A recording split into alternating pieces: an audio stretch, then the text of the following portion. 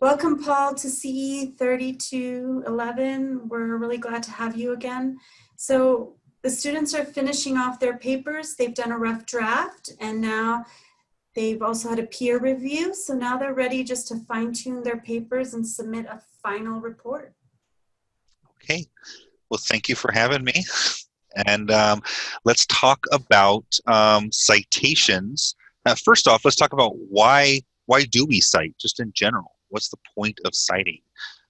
Citations come into play for a couple big reasons. One, of course, is plagiarism. You got to give credit where credit is due. If you cite a book, you cite an image, a chart, anything that somebody else has created, you need to put a citation in your paper to give credit where credit is due. If you don't, it's considered plagiarism, and that could be an issue with academic integrity, a failing grade, et cetera, et cetera. So that's one point. The other point of why we cite is we want to give all the information of where we got our sources, so that way people in the future who read our paper, or maybe it's your professor who's reading your paper and grading it, knows where you got that information. And one, to make sure that it is credible information. You know, the better sources you have, you know, the more credible your opinions are, the more credible your paper is.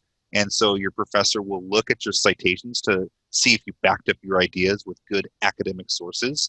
And the other reason is if somebody in the future is reading your paper and wants to continue with researching on a source that you used, they can look at your list of references and be able to find out what you used and where you got it from, and then they can find the source, the original source, and move on with their research. So it's a good way to help the future and also give credibility to your paper.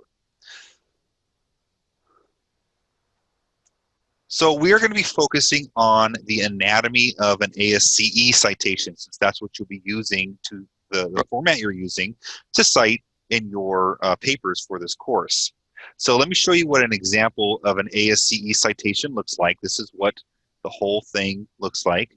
And let's go through each different part, all right? Because there's a lot going on here. There's a lot of information, and information that's necessary so that way people can find the source using the library or whatever they're using for. So let's go through this and see what each part is that you need to have in your citation.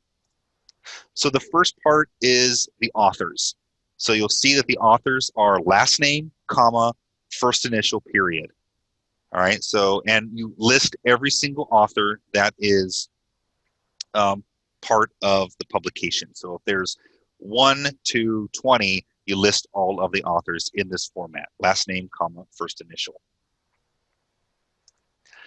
The second part is the year, all right? It's the, in parentheses, the year with a period after it. And that is the year that the article or the book or the whatever you're citing was published.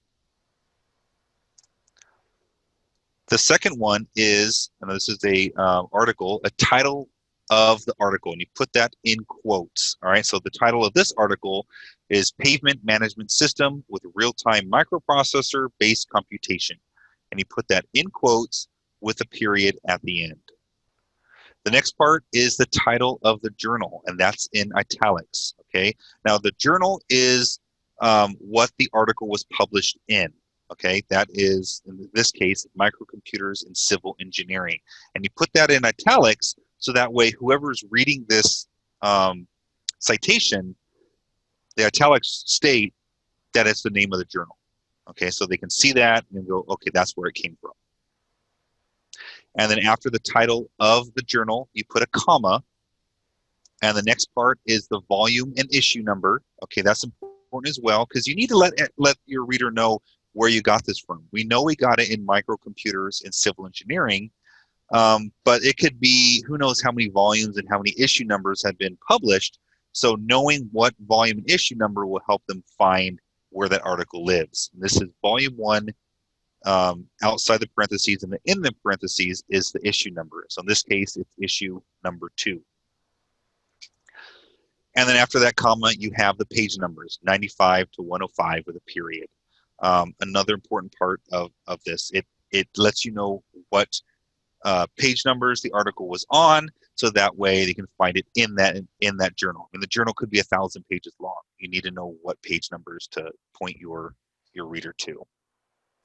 Paul, I have a question. A lot Yeah. of times in journals or in citations these days, I sometimes see after the page number, they'll write like DIO or DOI. I'm not sure. Mm, Could yeah. could you explain what that is and if it's appropriate? Sure.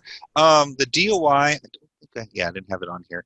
The DOI is the digital object identifier. And if you can get the DOI, you want to put that at the end. It's basically you copy and paste the DOI number that will be in the publication, and it is the website, is the permanent number, the permanent website of that article or of that piece of information. So it's a digital object identifier. Very different than a URL, in a sense that URLs change over time. A website could change a name, it could put into another directory, something like that. Where the DOI number, when that is created, it will always point to wherever that article is. So if you can get the DOI number, copy and put that at the end of your citation. That will really help out the researchers and your professors reading your papers. Okay, now let's talk about when do I cite? Do I have to cite all the time? Well, yes and no. First, when to cite. You want to cite when you are directly quoting somebody. All right, so if you are whether you are taking it from an article or a newspaper, or you're citing an interview, somebody talking, if you are directly quoting something from them, you need to cite that. You also need to cite when you are summarizing or paraphrasing something. All right, so you may have read a paragraph or so in an article, and then you are summarizing that up yourself. Now, the reason you have to cite that is because all that information is not your own ideas. All right, if you're taking the ideas of someone else and summarizing it, paraphrasing it, you still have to cite it. Okay, and paraphrasing is not just taking someone's sentence and then getting a thesaurus and changing the words out to something else. That's not paraphrasing. Okay, paraphrasing is reading someone's ideas and then rewriting it in your own words. But you still have to cite it because it is their ideas.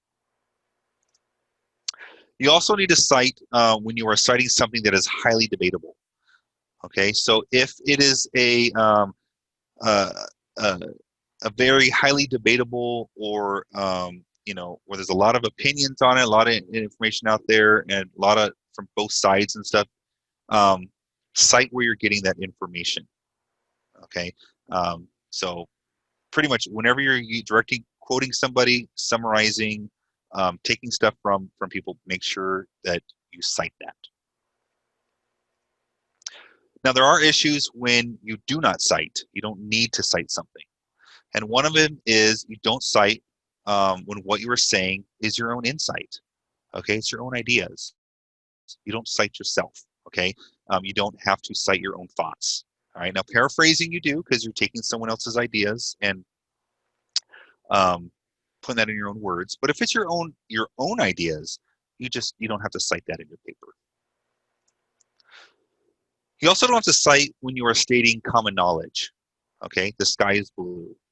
All right, cars have wheels. We Los Angeles is in California. Things like that. You don't have to get a source that states that that is a fact, because it is common knowledge among the community, and it could change depending on what if you are writing in engineering. If it's a common knowledge in engineering, you don't have to cite that. I can give you some more examples of citations on the library guide located on our library website at cpp.edu/library. You also should have the link from our other classes of the research guide, where there are some more examples of how to cite in ASCE citations. Are there any questions?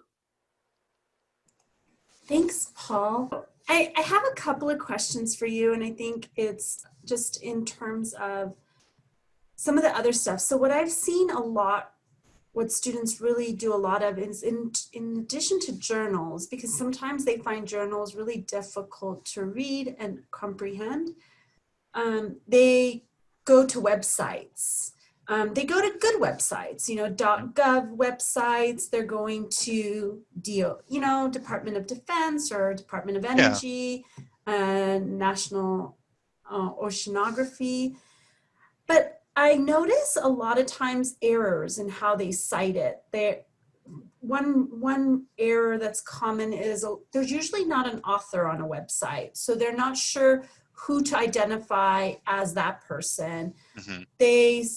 They don't always write the access date, and so I was wondering if you might kind of highlight on that topic. Sure. In fact, I will, if it's okay, I'll share my screen again and No show you some problem. examples. Go straight to our guide. Okay, so here is the research guide again for the course. If I go into our citations tab, there is a video on how to cite. But if I scroll down, there's a couple links here of examples of how to cite in ASCE format. And if I click into here, I'll show you what one of these looks like. I think this is from University, what is this, Cincinnati. And here are some examples of how to cite different things in ASCE format. And these links are here to kind of give you a template of how to cite a book or a chapter in a series. And let me see if they have, here we go. Here's one that's a government paper. Looks like this one had an author in it. However, when you do not have an author, the author becomes the entity. So when it's a government website, let me scroll down.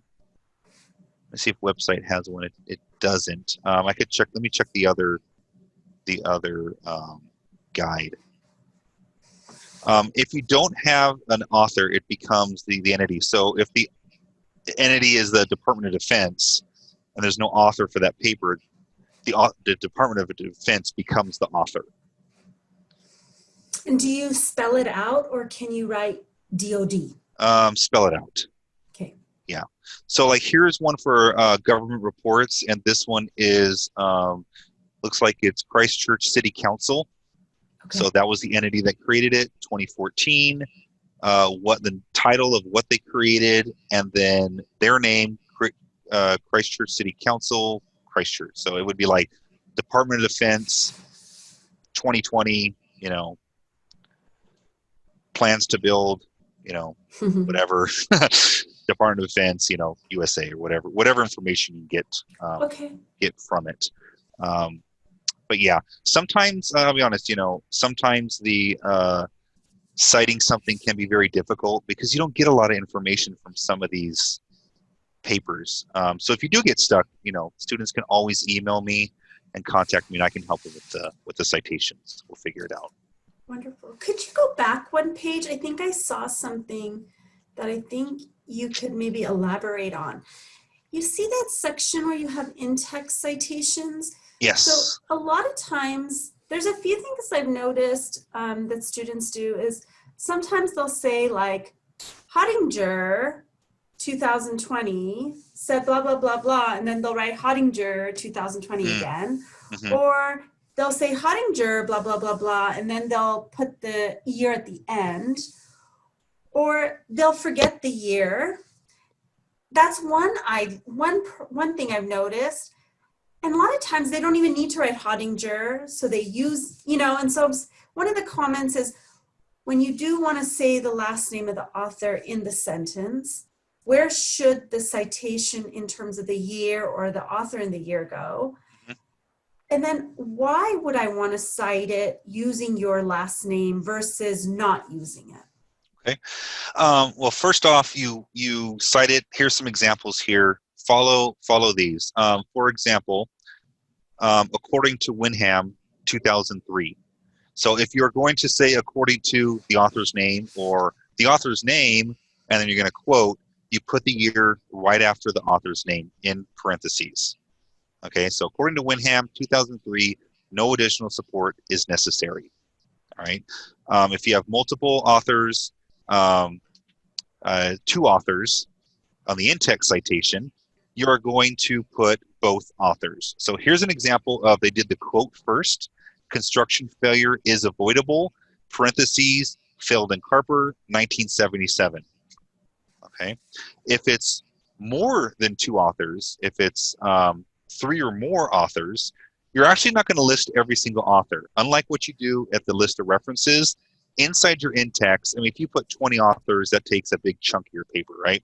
So what you do is you will put, for example, here's a quote, innovative technologies can be used to determine the longevity of key infrastructure features. And there was multiple authors, so you put the first author's last name, Poix, and then you put et al., which is Latin for and others. Okay, so if there was like Flaw, and you had like Shaw Fairbank and Hottinger and Smith and Jones, all kinds of stuff, it would just be Flaw, et al., and then the year, 2004. Okay, so so in a nutshell, when it comes to in-text citations, if you mention the author first before your quote, you put the year in parentheses right after the name and then the quote. If it's after the quote, after the paraphrase, you put it in parentheses with the author and the year with each other like that.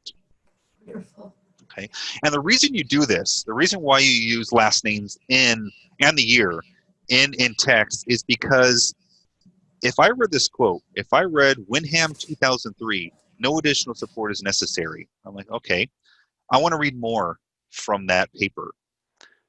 Now I know that Wyndham stated that in their 2003 paper.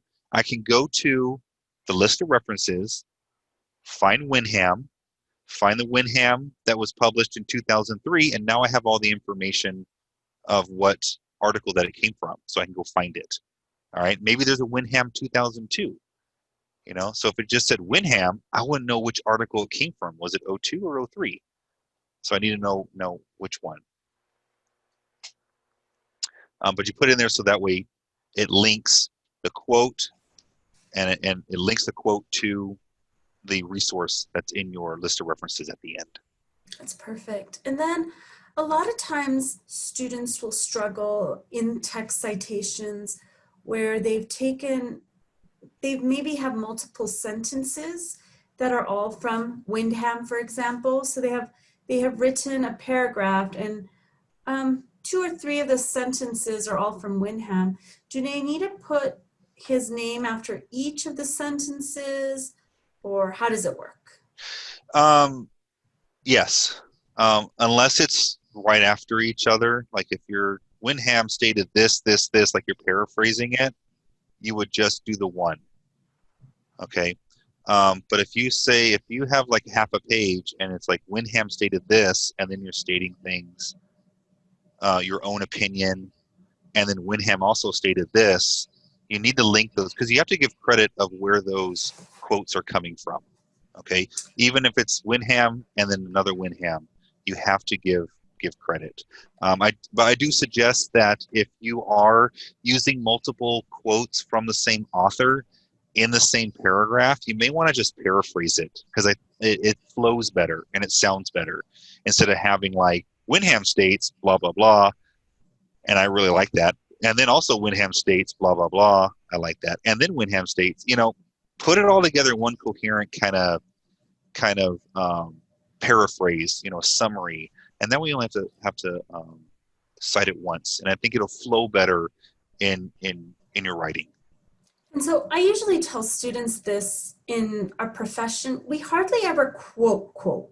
Maybe if we have an interview, we might be quoting, but if we're gonna use information from an article or a website, we're not gonna directly quote it, we're gonna paraphrase it. So they're more likely to have maybe a series of 2 to 3 sentences like in sequence that are all from Wyndham. And in those cases, since it's in series, you can quote it at Just the end. do at the end, yes. Okay.